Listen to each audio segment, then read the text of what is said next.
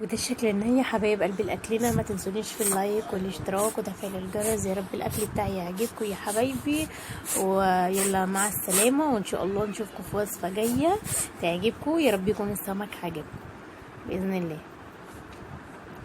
ازيكم يا حبايبي، عاملين ايه؟ يا رب تكونوا بخير. النهارده باذن الله جايين بقى نعمل لنا، اوريكم طريقه عمل الكابوريا، تنظيفها. النهارده بقى اقول لكم ازاي نعملها بطريقه جميله وريحتها تبقى تحفه تحفه تحفه، وهم بمعنى الكلمه والله يا جماعه حلو قوي.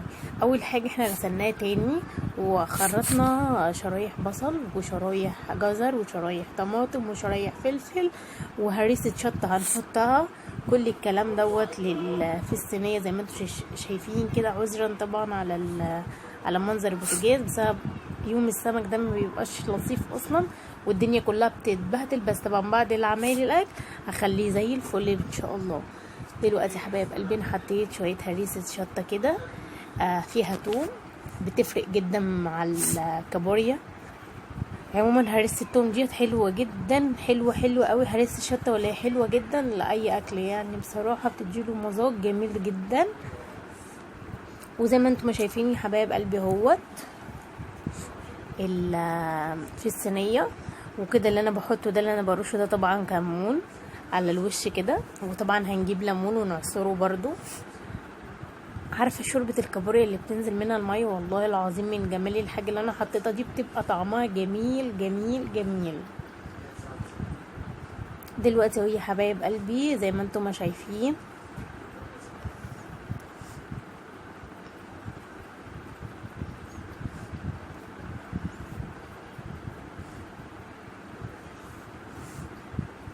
عماله اقلب فيها، بحاول انا اقلب فيها يمين وشمال عشان خاطر كل الحاجات المكونات دي تندمج كده مع بعضها.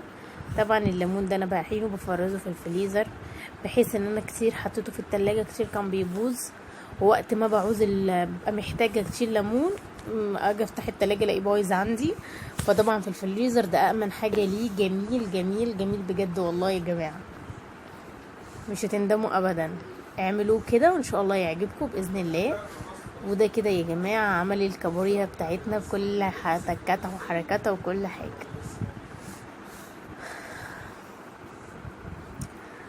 اهو يا حبايبي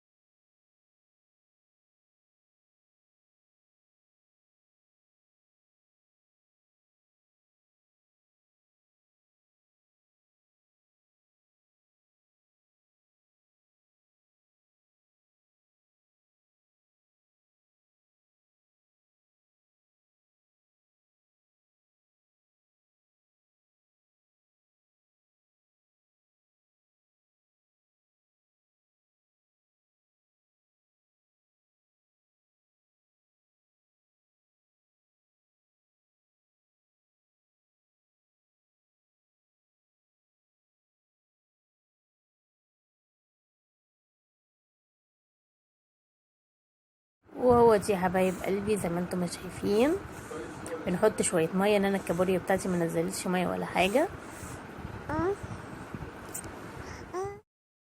كده يا حبايبي. غطينا الكابوريا على لحد ما تستوي بقى. بصوا يا جماعه، وده الشكل النهائي ليها بعد ما استوت وزي الفل، وشكلها يشهي بجد يفتح النفس. شكلها زي الفل وجميله جدا جدا جدا.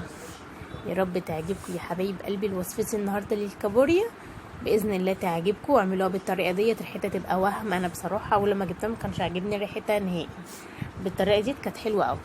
والسمك اهو يا حبايبي زي ما انتم شايفين، طبعا تبلته بقى بالفلفل والثوم وكمون وليمون.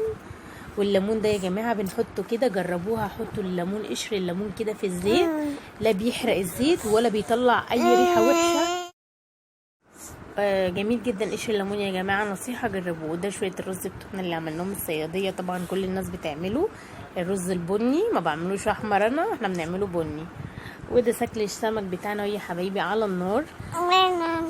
3 سمكات يا جماعه.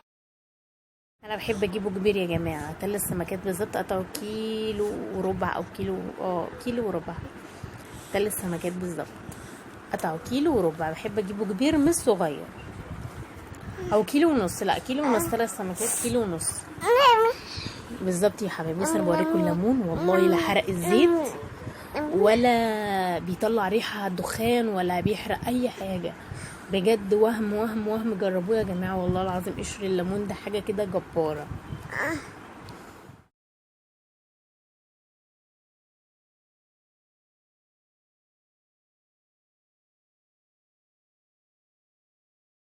كده يا جماعه احنا سايبين السمك بيتقلي اهوت مع بعض خطوه بخطوه. طبعا يا جماعه الطاسه دي تيفال مش محروقه ولا حاجه. صواني التيفال دي حلوه جدا يا جماعه والله.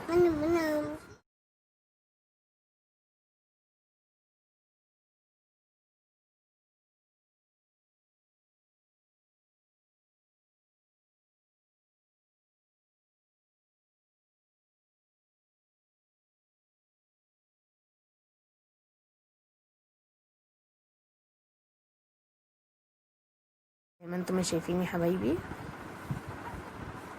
كده. وجت اول سمكه طلعناها كانت حمرت. طبعا انا مفتحاه كده يا جماعه، بفتحه من النص كده، يعني بنغزه غزتين كده تمام. وديت شويه السلطه بتوعنا زي الفل وطعمها جميل، فيها بقدونس وفي جرجير وفي طماطم وفي فلفل وفي جزر وفي خيار وفي بصل، يعني جميله جدا جدا جدا جدا والله يا جماعه. بألف هنا وشفا للي بياكل، وبألف هنا وشفا للي شايف. انا ما بحبش احط الطماطم كتير عموما في السلطه، انا من طبعي ما بحبهاش كتير. ما تنسونيش بقى يا جماعه في اللايك ماشي.